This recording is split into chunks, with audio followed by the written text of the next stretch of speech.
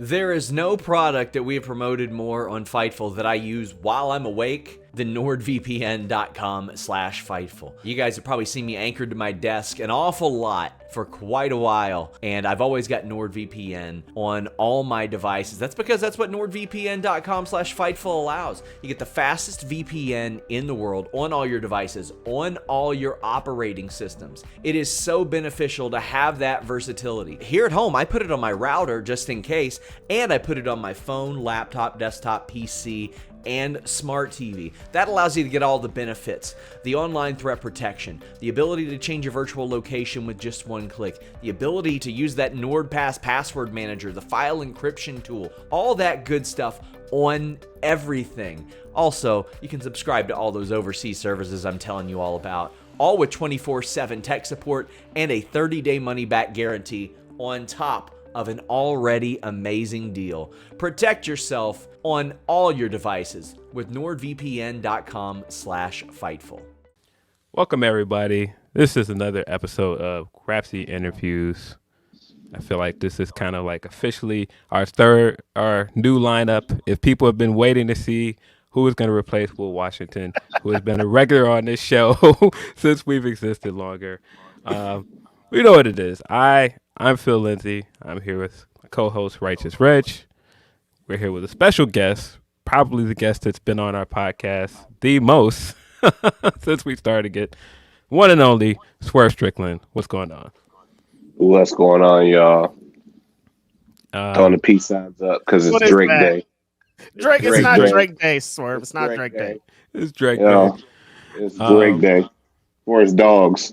For his dogs. Yeah, I haven't listened to the album in full yet, but I don't like how this interview is starting already, so let's switch it up. No Drake. We don't start our interviews with Drake. What are you talking about? It's crazy out here. So this is the third time we've had you on. The first time we had you on, that was right before you signed with AEW. We were all trying to pretend like we didn't know it was a done deal. And then second time we had you on, you were a AEW World Tag Team Champion, if I remember correctly. Mm-hmm. And now you're coming off of possibly your biggest win with the company in Seattle at Wrestle Dream. So I don't know, how have you been since then? How are things going with AEW?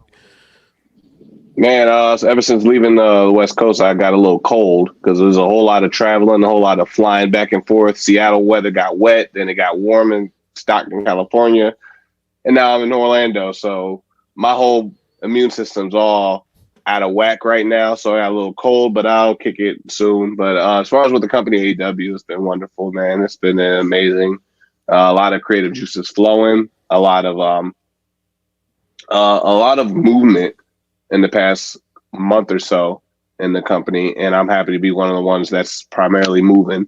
You know, I see a lot of the fan bases like taking to what I'm doing and taking to the group, taking to Nana, taking to Brian Cage. If you notice, like the last week, everybody in the Mogul Embassy had a huge matches. You had Brian Cage going up against Nick Jackson and Claudio in the triple threat, and then you had on Collision, you had Toa and Khan face Kenny Omega and Jericho. Yep. And then you had myself face Hangman Page in the pay-per-view. So like and then you had Nana and managing every single match. Like everybody has been working, and they all pretty much alley-oop that momentum to me to finish out the weekend strong at Wrestle Dream. So I'm really proud of my guys, man. I'm really proud of the whole group this whole week. Yeah, you know, Swerve, I was out in Seattle, and the energy, before we even got in the building, there were Who's House, Swerve House chants. There were people that were outside for you. And you know what I just noticed that coming to these last shows, because I was also at the Stockton show. Before any wrestling show starts, if you're in the building, people are chanting, people are screaming woo, people are doing the LA Night thing. But now accompanying that is Who's House, Swerve House. The last 3 shows that I've been to before the show started, people have been saying that. One, how was it to be back in the Pacific Northwest in Seattle? Crazy reception. And 2, how's it kind of been to, I don't want to say, because, you know, there's fine lines. I don't want to say you're a heel, but like people are giving you a different response than maybe expected with your character. How has that thing felt? I'm giving them a different feel. That's all it really is. I really don't. I see myself as like,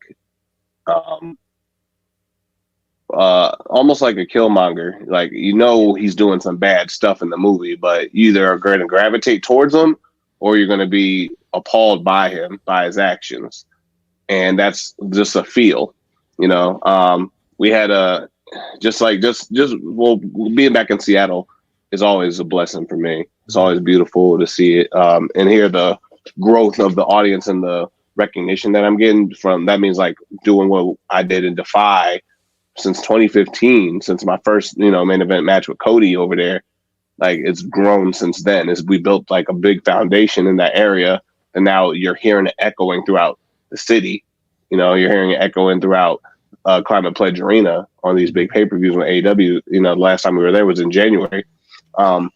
So it's a testament to a lot of like Jim Perry's hard work, Matt Farmer's hard work, myself, Darby, Nick Wayne, like all those guys that we put in so much work and all that stuff to build it to be able to do that. When AEW comes into town, they want to see their guys, even like on the dark matches and stuff like that. You see Cody Chun go out there with Will Hobbs, and people are like, Cody Chun defy wrestling chants. I remember last time Shaft had a match with Brian Cage, it was really good, and they were like super hot for Shaft because of that area, So that's a big testament to that, and so. Yeah, I just speaking of this year though, and just where you've been this year. I know you had a good run coming out last year with the tag titles run, the big match at All Out that I think was the best match of that night. Definitely got the loudest reaction being in that crowd and everything. But the run you've been on this year has been pretty incredible, man. Crazy. I mean, the All-In match, coffin match with Sting and Darby, and then coming out of that and getting this big match in Seattle at Wrestle Dream, but also getting to be in the ring with somebody like Bryan Danielson coming up, getting the Tanahashi match. But the other part of it is you're like clearly making this transition to heavyweight, man. And so, what is your motivation going? What's your motivation like moving forward? That was a conscious You want to be decision. brolic. Just say it, Swerve. You want to be brolic. It's all good. Oh, I mean, I wanted to be that for like 15 years of my wrestling career, but that didn't happen. I didn't know about the ways of going about it, but like now it's like, okay, people are seeing my skills already there. What else can I improve on? Me every year, I always wanted to be like, what are people saying I can't do? What is something that's missing? What's like something that's holding me back and stuff like that. And then so I started got with a personal trainer finally, who's like really pushing me. I'm literally like doing thousands of reps in the gym. Like sometimes I'm doing like sets of 10 and like 50 to 100 reps in between. So I'm literally hitting 1,000 of like whatever workout, whatever movements we're doing, so it was like a lot of sacrifice. It would sometimes be 3 hours in the gym, just like going at it. And I'm not finished until he says we're done, and grinding and eating at certain hours of the day, and like really just pushing my body, because I pushed like everything else to the limit as far as I can do it. So now I'm like, okay, now I need to push the body to the next level. And so now it's like people look at me just a whole different like energy now. There's a different eye on me. Even though just walking around the locker room, there's a different eye on me. People like approach me differently. There's there's a little bit more of a presence to myself now. And it's not necessarily I'm imposing. It's just like people just look at me with a different type of respect. And because I feel like they see they know, they understand, and they know the type of discipline it takes to get your body to that, and knowing that I have it in order to do what I did physically, they look at me in a different respect. And that's before I even get in the ring, so that like, they're like, oh, we know you hustle and grind with the podcast and music and the wrestling and like doing all these things that you're doing and like all that stuff. But now you're putting your body, you're improving that too. Like, oh man, like, okay, I got a different type of respect for you now. We talked Pacific Northwest, and Phil touched on it a little bit, but coming up this Wednesday, man, there's a super huge match going on. If you talk about that area, that region, you talk about the history of kind of professional wrestling. Bryan Danielson has always been kind of, you've been like in the area. Bryan Danielson is always like the guy that they talk about when it comes from that area. So you're coming up on a super huge match with him.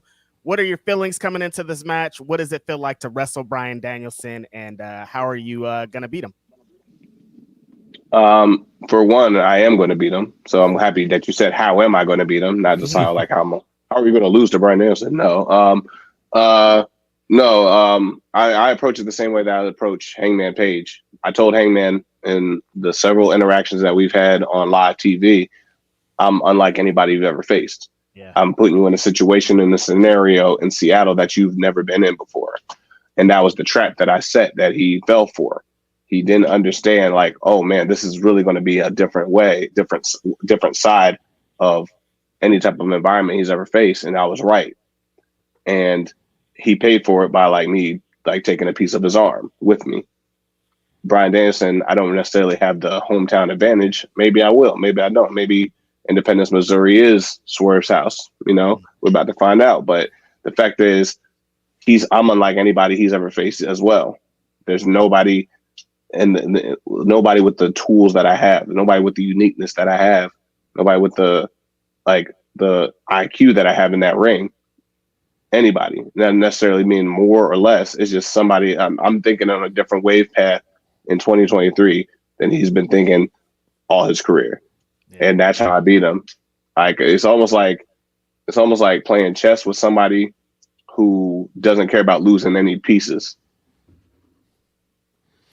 That's a bar. I mean, but speaking of the Hangman program, I think that it'd be kind of fair to say that so far this is like the full culmination of you as a wrestler and as a character. And I think this really showcased how much you've improved as a promo guy. Just what preparation went into that? How much have you changed, the way you approach promos? I think I'm still pretty shit when it comes to promos. I'm still finding my voice. The first one I did, I rate that a C plus B minus in my. Really? In my, for me, yeah, because there's a lot more room for growth. Because you just said you're seeing my complete form. I'm still not completed. I'm forever going to be morphing and adapting and changing. You're just seeing this is just the form that this is the change that caught your eye. Yeah. That really people oh snap. But I'm going to have to mold again and maneuver and play certain different tunes and especially tightening up my instrument because the sound of music's going to change. So you can't just keep your guitar tuned in the same way. No, you're going to have to play with another band. You're going to have to play with another band. You're going to have to play with another band. So that's how I view this thing. So with my promo, a lot of work was just it was honestly just trying to find my true voice and not trying to just cut a wrestling promo and just go out there and talk. I was trying to find okay, how would Swerve talk? Now, how would Swerve coming out of a coffin talk? Now, how would Swerve coming out of a coffin in a mogul position talk? All right, now how do I amplify that into aggression towards a person rather than just talking and orating to the camera or the audience? So there's a lot of different things that go into play with that kind of stuff, and knowing when to hit, when to pause, when to because I don't try to cut promos. I kind of do monologues in a sense, and I don't really study wrestling anymore. I study people. So now it's how do I make someone who feels that way feel even worse? And that's kind of where I'm at with it. And it's like I said, that's the longest promo I've ever cut live. I've done pre-tapes and stuff, and I've done live promos, but it was shared microphone and shared time. This was my first time just going on a 5-minute soliloquy, just going and telling the story and laying the foundation and building the world and understanding my opponent without him talking, understanding his emotion, understanding my emotion, how my character's emotions reflect off of his, how his emotions reflect off of mine. There's a lot that goes into play. So that's why I say it was like there's still way more to grow. There's still more story to tell. And that's why I say it was like I rate that like a C plus, B minus on a good day, because that was my first time really laying it out like that. Now with years of more repetition, it's going to improve. And I never look at myself as a finished product. I'm only 34 years old. Right. I'm not a finished product at all. We're still looking at like Adam Copeland coming to the company, and he might and he's like 49, like, and you still like along with Christian, who we're seeing another resurgence of his character. He wasn't a finished product when we thought he was a finished product. So we got to look at those guys as like, no, you're not a finished product till you like just quit and you're done. I think that's what actually separates you from the bunch, is what you've talked about here in this interview is like you're constantly trying to evolve. Like you've been world champion at places, you've been in high positions at places, but it was never like, all right, I made it, I'm here. It's always like, what's next? What's going to be the next thing? I want to get a little bit into music, because just as hard as you've been working on becoming a great pro wrestler, leveling up your professional wrestling life, I think you've been putting just as much hard work in becoming a rapper, doing the music thing, all the music videos and everything. How has it been balancing being new into the hip hop game and, still doing your thing in wrestling? It's been one's kind of been catering and helping the other in a sense. Yep. Like the music's definitely, especially like rapping and recording, has helped my podcasting and my speech, and it's helped my promos on pre-tapes. Right. It's helped me know what my voice sounds like and what muscles to use and the time to use it on those certain things. It's helped with interviews. It's helped my eye contact with those kind of things too. Crazy hip hop, baby. Hip hop's everywhere. Hip hop and music is everywhere. It's I always said music and media run parallel with pro wrestling. Yep.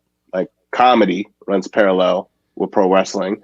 Like having to make a joke and then hear the response, and then do the timing. Don't let the crowd bottom out. Like you got them up, keep them boom, boom, rapping more jokes. Improvising and stuff like that.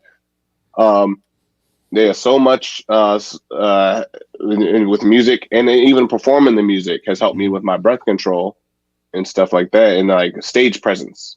Artists, like my whole gimmick is based off of musicians and artists and music videos. I try to make my walkout feel like an entertainer coming to the stage.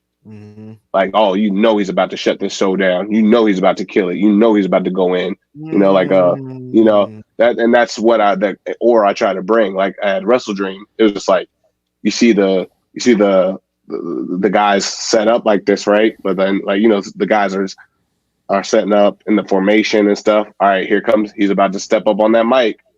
Oh, here he comes. That I can't wait for that first note. And here it goes. Whose house? And then boom, the whole place goes nuts. It's almost the same approach with the music. The grind for it, like, man, just the show we did in Atlanta, the AEW show, Dynamite, we did Wednesday. I got in Atlanta on Sunday and shot a music video. Then Monday, shot the second part of that music video, Work It, with Fireman and stuff. So that's a feature artist. So you gotta have to get people arranged and stuff and know where the time and stuff. Thankfully, I paid Prophet, my producer. He's also the one that shot and directed the video. Thank God I paid him enough to just handle it all, and I could just be the talent for the day. And I'm not management. So we did those music video shoots back to back, which I had to get in early for body paint and stuff like that. That took time. And then the next day, get everybody in town for the These Dreams music video. And then the next day, I wrestled on Dynamite, the tag match with Fox. And then later that night, had to do Collision in the multi-man tag. And then at 3 a.m. in Atlanta, we had to still shoot the Cypher, the Emmett freestyle tapes from Cypher that we just put out. So it's compacting a lot of stuff in, and it's tight. But if you're dedicated and you want to get better, that's what you have to do. Yep. Yeah, speaking of the music, I still think like the fact that you're doing pro wrestling and music, and the fact that you're one of the only wrestlers, well, not even one of the only wrestlers, the only wrestlers that has a Benny the Butcher feature is just crazy. Yeah, I'm glad I went in that realm because like no, that's a serious lyricist. That's a serious artist. You know, so like this, I'm not playing. This is a real thing. You know, it's not like a wrestling rapper. No, I'm a wrestler that happens to rap as well and make music, and then still have features with Music Soul Child, and then still have producing credits from Chase the Money, who done stuff with Ski Mask, the Slump God, and Dreamville, and like J. Cole, and like you name it. He just did a record for the Fast X movie, you know, on Sony. You know, Prophet, who has 2 Grammys with Kanye. You know, like I'm blessed and surrounded by a lot of people. There's a lot of artists I can like Juice, Zombie Juice. Like he could just yeah, I'll be there. I'll be hopping on the music video. Just give me a flight. I'm like, okay, cool. And he just hopped in on the music video with us on a record just because that's one call away. We got Mickey Fax that could just hop on records with us. We got like Nick Caution who could just like, hey, we need a verse on this Emmett tape. You want to just spit like 16? He's like, oh, cool, got it, boom. And then I got a lot of favorites I can just call into like that. And this podcast is about to blow up in the next year because we got some guests coming. Like, don't think we slacking on the podcast. No, we got some guests coming that hit us up and said they want to be on. And I'm gonna keep that secret. Y'all just have to wait and see. But 2020, you thought 2023 was hype. You thought 2023 was hype. 2024 is going to be even wilder, bro. Like that's all I'm saying. Like you still see Pat McAfee back there. He was a guest on the podcast alone, man. So come on, man. Leave some room for us, man. I was gonna say, save some space for the bros too, man. Like, you can't have everything, can you? I mean, but yeah, I've definitely seen the outlet is growing. Kenny Omega interview and some of the big interviews you had this year is definitely growing. Before we wrap this up, I just got off Twitter like too long ago, and this clip of you and Ospreay doing the dance off from Dub X Dub just like reemerged on Twitter for whatever reason, and it's just so interesting. Yeah, so interested to see it and see how different you guys look, just how different you guys wrestle today. That's definitely been a match I've been campaigning for since Ospreay started coming over to the U.S. more. How high up on your list of matches that you want is Will Ospreay? Man, I don't even have lists of matches I want anymore. I just go out and perform. You know, I want to be the one on everybody's list. I don't want to make lists anymore. That's where my mindset is. Like, Will, I've been there, done that with Will since 2011, 2012, when he was 19 years old. And he's only like, even then I knew, I'm like, this dude's going to be the best in the world. Like, y'all don't even know. And then like 3 years later, it was like Super Juniors he won. And I'm like, y'all still don't understand what this man has to offer. Then 3 years later, like, he's killing on in the Tokyo Dome. And then I was like, y'all still don't know what this man has to offer. And then now he's 30 years old doing what he did at Forbidden Door with Kenny. I'm like, man, I told y'all, I've been saying it. I've been singing his praises. That's been like my little brother for years in the UK, like staying at his house, like with his parents and stuff like that. I known all along, like that dude was going to change the game. And sure enough, he did. And he's always had my full support. So whenever we get like, we tagged actually this year on a Rampage randomly, but oh, that's right. Yeah. So you saw us together, but like when the time is right, when we got some hardware to put up on the shelf for it, that's when I want to do it. I want to do it when it means something, when the things are on the line, when like there's things to lose. I'm a taker. I want to take something from you. I mean, you do have a history wrestling in the UK as well. He is currently holding the IWGP United Kingdom Championship. You know, I'm just gonna keep campaigning for this one-on-one match because I want to see it. Till the end, baby. Till the end. Keep going with it. Do you feel like the goals you have as Swerve Strickland now are way different than they were 10 years ago? Yeah, because I never really set goals. I always set them like kind of short. They were never long goals. That was never like I need a main event, the biggest pay per view, or like I set them as simple as like I need to get on this flyer. Yeah. I need to, be a marquee on this show. I need to get my face on the truck. I set my simple little things like that. So therefore, I'm always shocked when something does happen. Like I didn't think I was going to win tag team gold in AEW. It just naturally progressed. The universe just worked itself out, and that's where I needed to be at that time. And so I was like, okay, cool. Now I want to make sure I have the best tag match on this pay-per-view. And sure enough, that happened at All Out. Yeah. Then it was like, okay, I want to, like, what can we do with this? Like, I want to make goals for this, what I have right now, and that's how it goes. So now it's like, okay, Hangman, I defeated Hangman at Wrestle Dream. All right, cool. What else can I do with that? I want to make some goals off of that and catapult from that. All In wasn't a goal I had. It was just like that sprouted up. I was like, okay, I want to do something with this.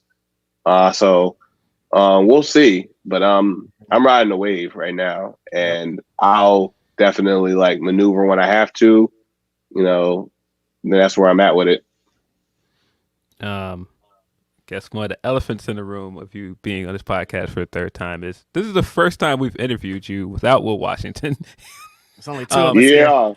It almost feels a little weird. But of course, he is over at AEW with you now. Working hard, doing great work over there. Mm-hmm. Yeah. How different is it now seeing him regularly on the road and working with him over at AEW?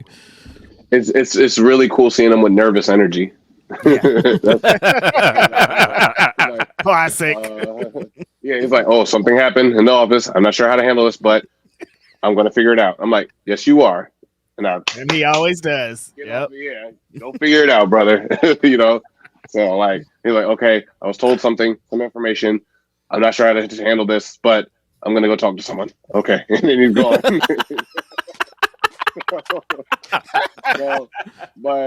But he's killing it. He's knocking it out of the park. It's a learning process with him, and it's a learning process with AEW. It's integration, and he's handling it well. You're seeing a lot of his work on television, and it's a lot of good ideas. It's little small things that without it you get a different feel off of certain segments and matches. But he's making his presence known, and that's awesome. And that's what we need for our culture in that system, in a like not just in AEW, but like in wrestling, in staff, Shout out to Double W. I think before we get out of here, we'd be remiss if we don't mention the relationship that you've kind of built with Prince Nana at the time. I think coming into AEW, you were coming off of a faction and being involved with people, and I think there was a certain kind of way you wanted to present yourself. And I don't know if Prince Nana was initially in the plans, but this thing has taken off like wildfire. I mean, Nana's a great manager and great person. Like, we kind of knew this could happen, but it's happening. How does it feel to have that added extra element to the Mogul Embassy of the Dance and Nana being so over at the point? It's so unique, and honestly, it's like there's no manager out there like him. Right. And that's all I care about. That's all that matters. That we're not biting off something else that somebody else is doing across the channel, overseas. Like, it doesn't matter. It's very unique to us. Yeah. And like some people are like, oh, Nana's overshadowing you. No, he's not. He's like, even if he is, I don't care. He's not wrestling. I'm wrestling. Right. Exactly. I'm supposed to give a different feel than he is. He's supposed to give a different feel than I do. Right. That's the beauty of the partnership. Like he's adding those little bits of like, oh, did you see that? Oh my God, there's so much to look at. And he's not stealing shine. I tell him, go out there, do you, bro. I'm not gonna laugh. I'm gonna keep. I know. So half the time I don't even see what the hell he did. Right. I'm just be walking and I'm in my zone, in my zen, because that's the dichotomy of us. He can be joyous and bouncy and jumpy and animated when I have to be low and brooding and straight laced and focused and killer mode and stuff like that. I have my moments where I smile and stuff like that, but most of the time it's Nana with the energy. Mm-hmm. It's like that's almost like, is Andre 3000 like too bright and vibrant for Big Boy and Outcast? No, they're supposed to be. No. That's the Yep. point, you know. Exactly. You know, he's supposed to be wearing these outlandish outfits. I'm like, oh man, I don't know. You don't match the group of Outcasts. Like, all right, no, he's fine. So Great point, man. so like yeah. So and it's funny because like when it didn't blow up, we were getting all the criticisms like, oh, Swerve doesn't need him. He doesn't need this group. He doesn't need this. He doesn't need this. I'm like, y'all don't know what I need. I don't know what I need. Let's just see how it works. Right. That's another bar. Y'all don't know what I need. Right. I don't know what I need. Nobody knows what anybody needs. Nobody can predict what's going to blow up. So you stick with your thing and you just do. You do until it takes enough time, and then people gravitate towards it, and then you're seen in a different light. And then like me being put in a coffin was one of the best things that could have happened to me, because now it's like, you know, and then people will criticize that, like, oh, Swerve got put in a coffin. I don't know how I feel about that. I'm like, oh yeah, all right. It was just, you don't know what's coming out of that coffin. That was a story in itself.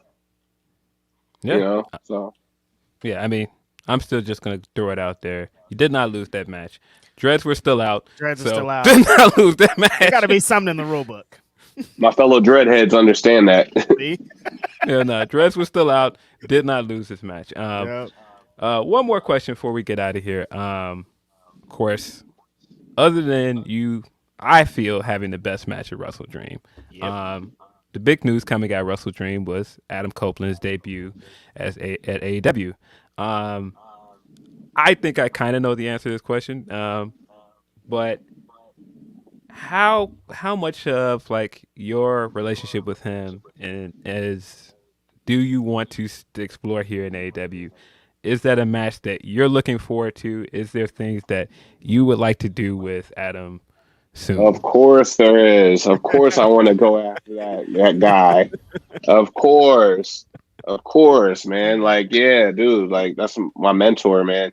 And like, I faced a lot of my mentors in the past in my career. Like, I faced Rey Mysterio, who was a big mentor to me back in Lucha Underground. Sami Callihan, who like after like when I really had the hot run in the Indies and stuff, Sami was a big part of that, you know. And I hope he's a free agent out there. Hope to see him in AEW or wherever he wants to go.